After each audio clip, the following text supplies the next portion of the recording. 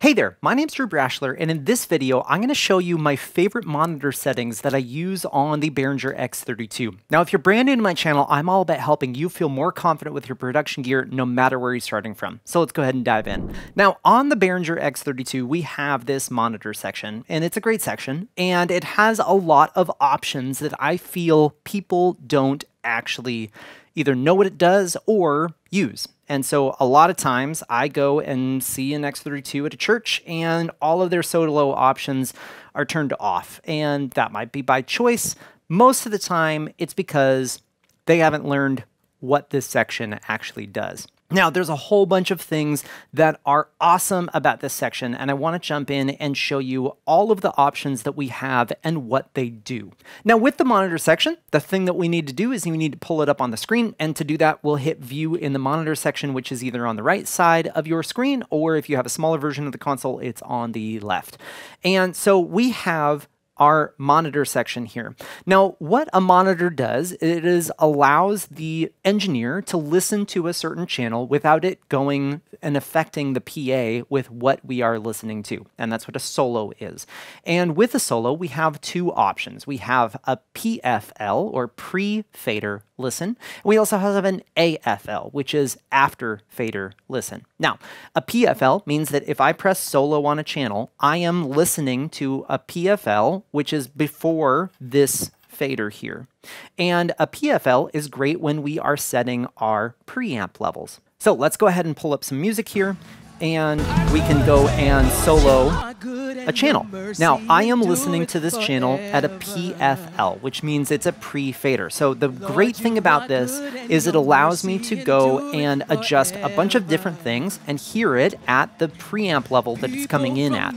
And so now, at this point, I could go in and adjust my preamp. Now, AFL, which is right here, Channel Solo AFL, if we press this, it's now going to apply our pan settings and our fader settings that we have here.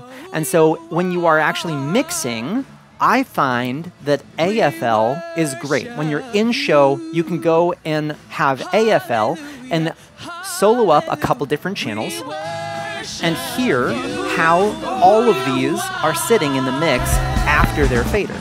Now, if I have this PFL, I'm not listening to the mix of these, I'm just listening to all of these channels individually at their PFL level. The AFL allows me to listen to how the vocals are sitting with maybe the guitar and the keys.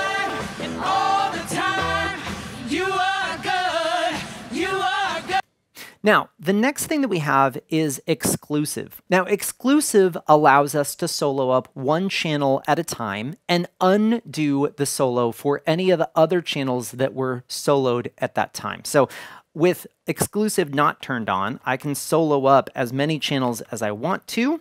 And when I have exclusive turned on and I press solo, it's only going to solo the channel that I have soloed at that moment in time. Now, let's go ahead and listen to this. Now, one way of getting around this is if we press and hold solo, we can then go and solo up more channels than just that one. And then the next time we go to solo a channel, it's going to undo or clear that solo.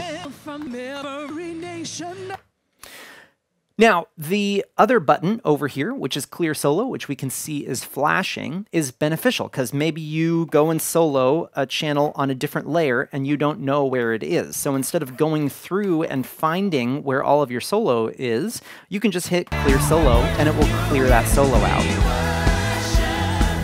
Now we have solo follows select. Now the benefit of this is that the solo would follow the button that you are pressing select with. Now, if we go and activate this, if I go and select a channel, it's going to solo that channel. Now, if I undo this solo and I go and just select a channel, it won't actually solo it up. So I do have to press solo, and then I can go and have that solo follow which button I'm selecting. Now, I don't actually find solo follow select super useful, so I typically have this turned off, but what I do have always turned on is select follows solo, which means that if I have this turned on and I go solo up a channel, the select is automatically going to follow where I have soloed. And so the benefit of this is I am intending to adjust something on this channel. So maybe I go solo up a channel and I'm wanting to adjust the gate or the dynamics or the EQ. The benefit of having select follow solo is that if I go solo up a channel, I don't have to accidentally go and hit select now. I just can go solo, it's already selected, it's up on my screen, now I can make those adjustments.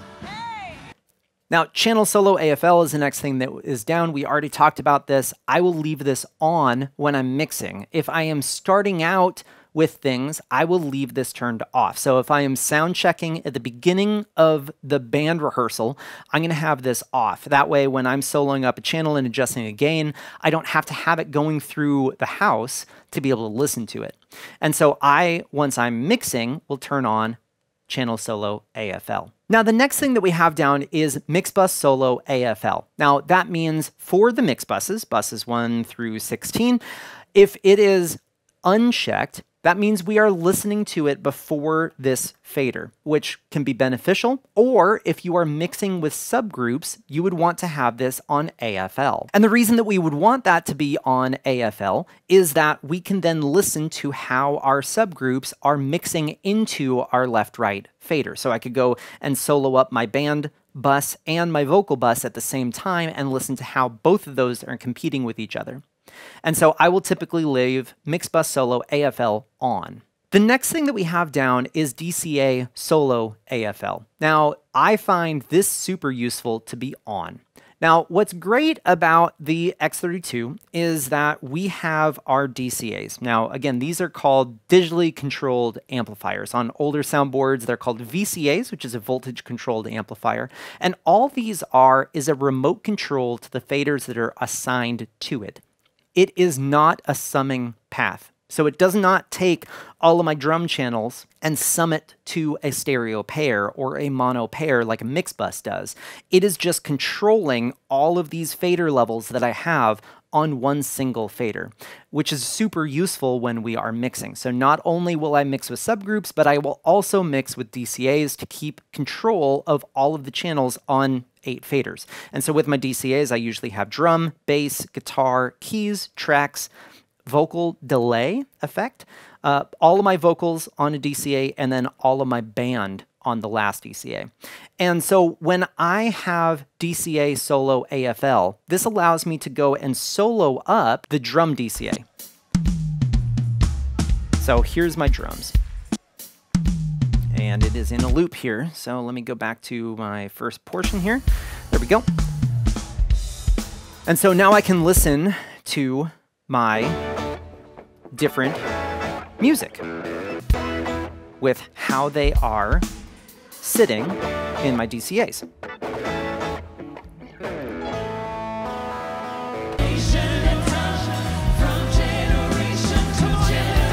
Now, use DIM for PFL. This is actually super helpful if you are mixing on in-ears. So if you are a monitor engineer using the M32 or X32, you want to have this one turned on, because if you are going and soloing up a channel and it's in your in-ears, if it is a PFL, chances are it's going to be louder in the PFL than it is in your mix. And so by having use DIM for PFL, it will save your ears. Trust me, I've done this a lot. So go down and select this. And then when you have this set, your DIM attenuation is how much it's going to attenuate that channel when we have it soloed on a PFL. So I'm going to go ahead and get my music going here, but I'm going to uncheck my channel solo AFL and make it a PFL. And I'm going to turn off this for right now. So let's go ahead and listen to something. So here we can listen to the guitar. And if I turn this on, what it's going to do is it's going to dim the amount of audio in my solo by the dim attenuation.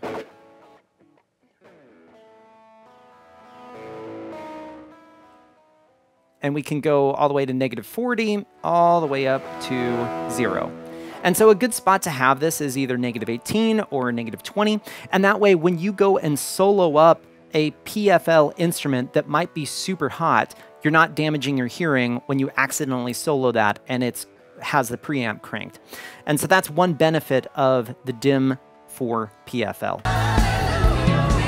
Now, the other option that we have here is use master fader. Now, I've accidentally seen this on a console and they're wondering where in the world did their left-right fader go, and that is because this is selected. And if that's selected, we can see down here that it says solo, and this is my solo level, not my master fader for my stereo left-right. And so what this does is this allows me to quickly adjust the level of my solo with just this fader. Now, this is helpful for a monitor engineer, not for someone mixing it front of house. So if you are a monitor engineer, then you can definitely have master fader for your solo level, or you can just go ahead and turn that off.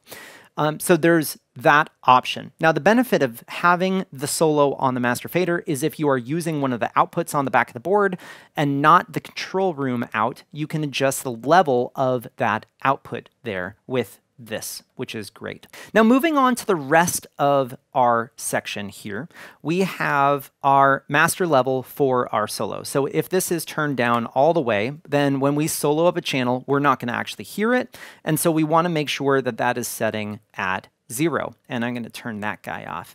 And so then the next thing that we have is our delay. Now, our delay is super helpful if we are mixing front of house. So for instance, if I am 60 feet away from my PA, my in-ears or my headphones are going to hear the sound 60 milliseconds roughly before the PA actually gets to me if I'm about 60 feet away. And so roughly what we can think of is 1 millisecond per foot, or you can go and do the actual measurement of the speed of sound at the humidity and temperature of your room, because it does change depending on elevation, temperature, and humidity. So you can definitely go in and do that, or you could use a program like Smart from Rational Acoustics to measure the amount of delay between your PA and your front of house.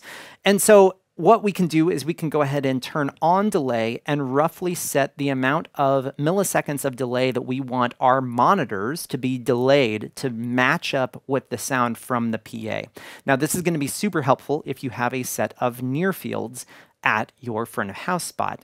If you don't have this set and you're listening to something and you are 50 feet away from the PA, you are going to hear a doubling 50 milliseconds later, roughly.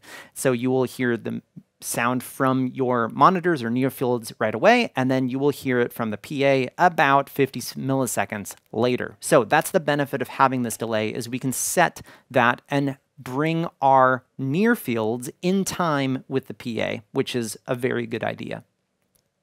DIM attenuation is, again, what I was talking about with the DIM with PFL. The other thing is we can manually turn this on. So if I get my music going again here and I dim, it's going to dim the PFLs. And so this is helpful if we are sitting and talking to someone all of a sudden when we have something soloed up and we need to just dim that so we can listen to them, we can do that.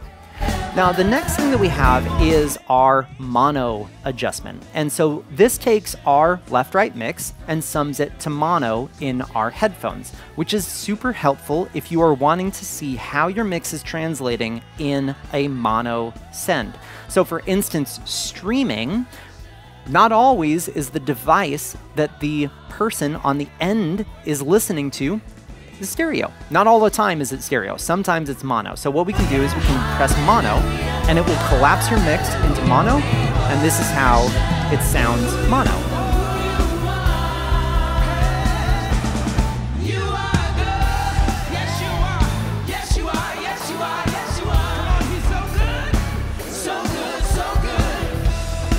Now, this can be a problem if you have a stereo widening effect on a particular channel, because that actually works with the phase of the channel to separate it out even more in the stereo spectrum. And so when we have something with that stereo widening plugin and then we sum it to mono, sometimes it can do some weird things to your mono mix. So it's important to not only have a good stereo mix, but also a good mono sum mix, because not always is someone going to be listening to it in stereo. The very last thing that we have here is our monitor source. Now, if this is off, I am not going to be listening to anything unless I solo it. So if I press play, we can see that music is playing, and then if I go and solo something, I'm hearing it, and then now I'm not.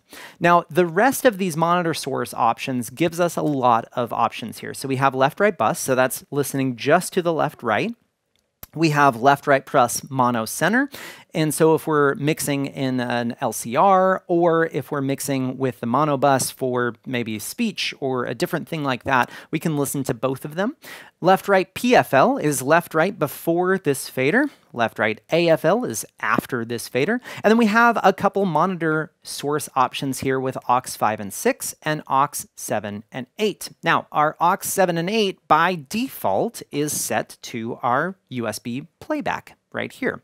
Now, aux 5 and 6 is useful if you are in a studio. So maybe you want to listen to the control room or your mix out or your master out of your DAW. Now, what you could do is you can send that to your card that's built in on the X32 and have that go to your aux 5 and 6. So for instance, if I went to routing and changed my aux in to be on card 1 through 6, and then I had my DAW route to card 5 and 6, then that means that my DAW would then show up right here, and then I could change my monitor source to be on 5 and 6, and now I can listen to the solos that are happening inside of my DAW.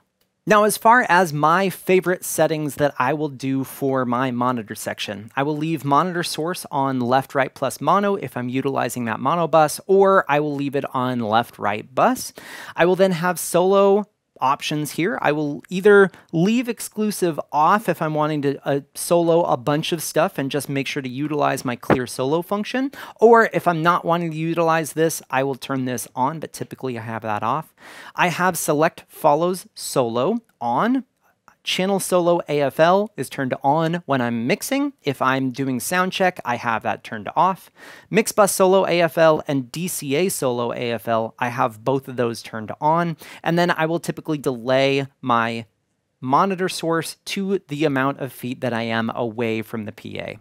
So that's how I set up my monitor section on my Behringer X32 or Midas M32. Now, I hope this video was helpful for you today. If you do happen to have any questions, or if there's a video that you're hoping that I would make on the X32 or really any other production equipment that's out there, please post that in the comment section down below, as I'm always reading through those comments to find videos that are going to be helpful for you. If you haven't already, make sure to check out my website at drewbrashler.com. Otherwise, I hope you have a great day.